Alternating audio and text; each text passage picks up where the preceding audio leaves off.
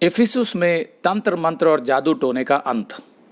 पिछली क्लास में हमने पढ़ा था कि पौलुस अपनी दूसरी मिशनरी यात्रा समाप्त करके अपने होम चर्च यानी अंताक्या लौट गया था।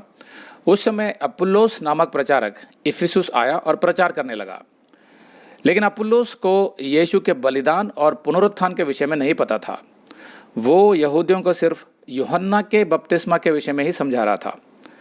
तब पौलुस के सहयोगी प्रिस्किल्ला और अक्विला नामक एक यहूदी जोड़े ने उसे समझाया कि उसका संदेश अधूरा है। फिर उन्होंने उसे यीशु का सुसमाचार सुनाया। इसके बाद अपुल्लोस ने अपना संदेश सही किया और कुछ समय तक इफिसुस में रहकर यीशु का भरपूर प्रचार करता रहा। इसके बाद अपुल्लोस कुरिन्थुस चला गया। तब तक पौलुस, जो अपनी तीसरी मिशनरी यात्रा पर निकल पड़ा था, वो अपने दौरे पर पहले इफिसुस पहुंचा। प्रेरितों का 19:1। और जब अपुल्लोस कुरिन्थुस में था तो पौलुस ऊपर से सारे देश से होकर इफिसुस में आया और वहां कुछ चेलों को देखकर उनसे कहा, क्या तुमने विश्वास करते समय पवित्र आत्मा पाया? उन्होंने उसे कहा, हमने तो पवित्र आत्मा की चर्चा भी नहीं सुनी। जब पौलुस इफिसुस वापस आया तो उसकी मुलाकात 12 ऐसे लोगों से हुई जो शिष्य होने का दावा तो करते थे, लेकिन उनके जीवन से ऐसा नहीं लगता था कि वे यीशु के शिष्य थे। पौलुस ने उनसे पूछा, क्या तुम्हें विश्वास करते समय पवित्र आत्मा प्राप्त हुआ? पौलुस का प्रश्न महत्वपूर्ण था, क्योंकि पवित्र आत्मा की गवाही एक पक्का प्रमाण होता है कि एक मनुष्य का वास्तव में नए सिरे से जन्म हो चुका है। क्योंकि जब आप यीशु पर विश्वास करते हैं तो आपको पवित्र आत्मा प्राप्त होता है, जो परमेश्वर का आत्मा है, जैसा इफिसियों का 1:13 कहता है। लेकिन शिष्यों के उत्तर से पौलुस को पता चला कि यीशु पर उनका विश्वास स्पष्ट नहीं था और उन्हें यह भी नहीं पता था कि अब पवित्र आत्मा स्थायी रूप से पृथ्वी पर उतर आया था और हर विश्वास करने वालों के अंदर स्थायी रूप से वास करता है। यूहन्ना बपतिस्मा देने वाले के शिष्य होने के नाते उन्हें यह तो पता था कि यूहन्ना के बाद जो आएगा संभवतः मसीहा, वो पवित्र आत्मा से उनका बपतिस्मा करेगा, जैसा लूका 3:16 में लिखा है। लेकिन वे ये नहीं जानते थे कि मसीहा आकर चला गया और उसने पवित्र आत्मा भी दे दिया। ये बहुत संभव है कि जैसे अपुल्लोस को यीशु के बलिदान और पुनरुत्थान का महत्व नहीं पता था, वैसे ही इन शिष्यों को भी नहीं पता था। उन्होंने सिर्फ यूहन्ना के मन फिराव का बपतिस्मा लिया हुआ था।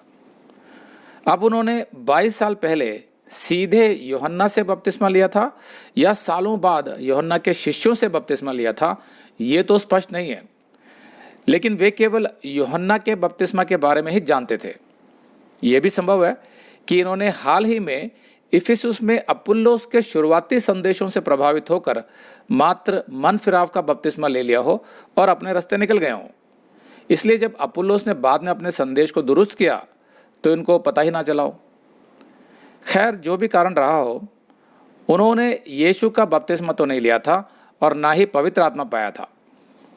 3, पौलुस ने उनसे कहा, तो फिर तुमने किसका बपतिस्मा लिया? उन्होंने कहा, यूहन्ना का बपतिस्मा। पौलुस ने कहा, यूहन्ना ने यह कहकर मन फिराव का बपतिस्मा दिया कि जो मेरे बाद आने वाला है उस पर, अर्थात यीशु पर विश्वास करना। पौलुस ने उन्हें बताया कि यूहन्ना का बपतिस्मा केवल पापों से मन फिराव का चिन्ह था, मसीह में नए जीवन का चिन्ह नहीं।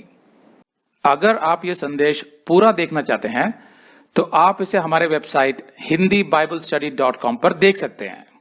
ये वीडियो हमारे जुलाई के वीडियोस में अपलोड किया हुआ है, तो जिनके पैकेज में भी जुलाई का महीना शामिल है, उनको यह वीडियो उनके माई अकाउंट में जुलाई के वीडियोस में मिल जाएगा। अगर आप हमारे वीडियो फोन पर देख रहे हैं तो अच्छी स्पीड के लिए कृपया गूगल क्रोम या मोजिला फायरफॉक्स ब्राउजर इस्तेमाल करें।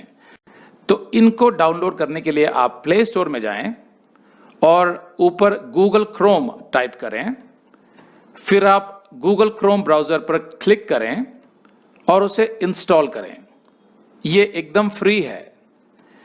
इसी तरह आप मोजिला फायरफॉक्स टाइप करें, फिर आप मोजिला फायरफॉक्स ब्राउजर पर क्लिक करें और उसे इंस्टॉल करें। यह भी एकदम फ्री है। इसके बाद आप गूगल क्रोम ब्राउजर को क्लिक करके उसे खोलें और उसमें hindiBibleStudy.com टाइप करें। मतलब पूरा hindibiblesstudy.com एक साथ बिना किसी गैप के, तब हमारा वेबसाइट गूगल क्रोम में खुल जाएगा और आपके वीडियोस अच्छे से चलेंगे। इसी तरह आप मोजिला फायरफॉक्स ब्राउजर भी क्लिक कर सकते हैं और उसमें भी बिना गैप के hindibiblesstudy.com टाइप कर सकते हैं। उसमें भी हमारे वीडियोस बिल्कुल आराम से चलेंगे। इसके अलावा अगर आप चाहें तो बेहतर स्पीड के लिए आप वीडियो के नीचे बने प्ले बार पर सेटिंग्स का चिन्ह दबाकर 240p 240p सेलेक्ट कर सकते हैं, जिससे आपका बहुत ही कम डेटा खर्च होगा। 240 सेलेक्ट करने के बाद आप वीडियो के बाहर कहीं भी क्लिक कर दीजिए, फिर वीडियो को पीछे ले जाकर शुरू से देखिए।